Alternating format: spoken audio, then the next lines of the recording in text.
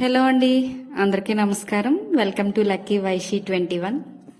ఈరోజు పిడత కింద పప్పుని బండి మీద కాకుండా ఇంట్లోనే ఎలా ఈజీగా ప్రిపేర్ చేసుకోవచ్చో చెప్తాను.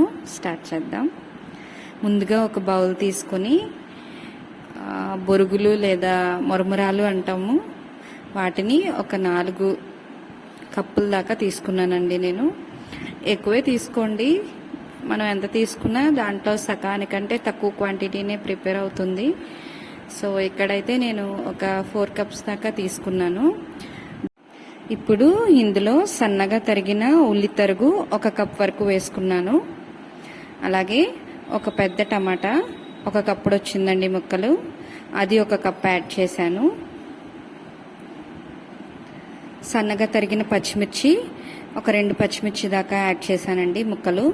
సన్నగా తరిగిన కొత్తిమీర తరుగు, 1/2 చెంచా దాకా ఉప్పు,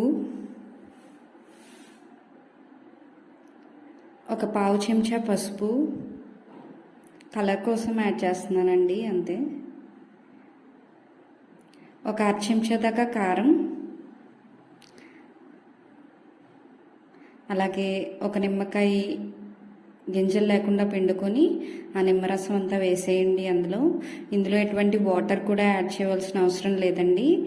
ఈ ఉల్లిపాయల్లో ఉండే మాయిశ్చర్ ఇంకా మనం పిండిన నిమ్మకాయ సరిపోతుంది. ఇప్పుడు ఇదంతా బజ్జీల బండి మీద ఎలా అయితే మనకు చూపిస్తారో సేమ్ అదే విధంగా గట్టిగా ఒత్తుకుంటూ కలుపుకోండి. ఈ మిక్చర్లో చాట్ మసాలా అవి యాడ్ చేస్తూ ఉంటారండి. నాకు ఆ ఫ్లేవర్ ఇష్టం లేదు, అందుకే నేను యాడ్ చేయలేదు. ఆ ఫ్లేవర్ ఇష్టం ఉన్న వాళ్ళు ఖచ్చితంగా యాడ్ చేసుకోండి. అలాగే సన్నగా తరిగిన మామిడాలను యాడ్ చేస్తే మంచి ఫ్లేవర్ వస్తుందండి. ఇప్పుడు నా దగ్గర అయితే లేదు, కానీ యాడ్ చేసుకుంటే చాలా బాగుంటుంది.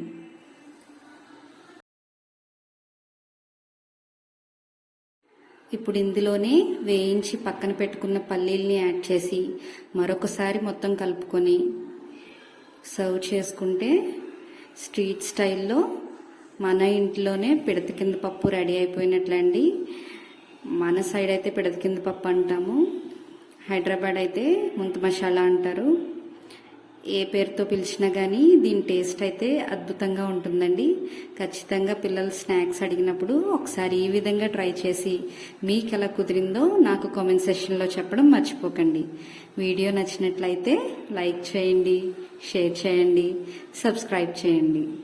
Thank you for watching.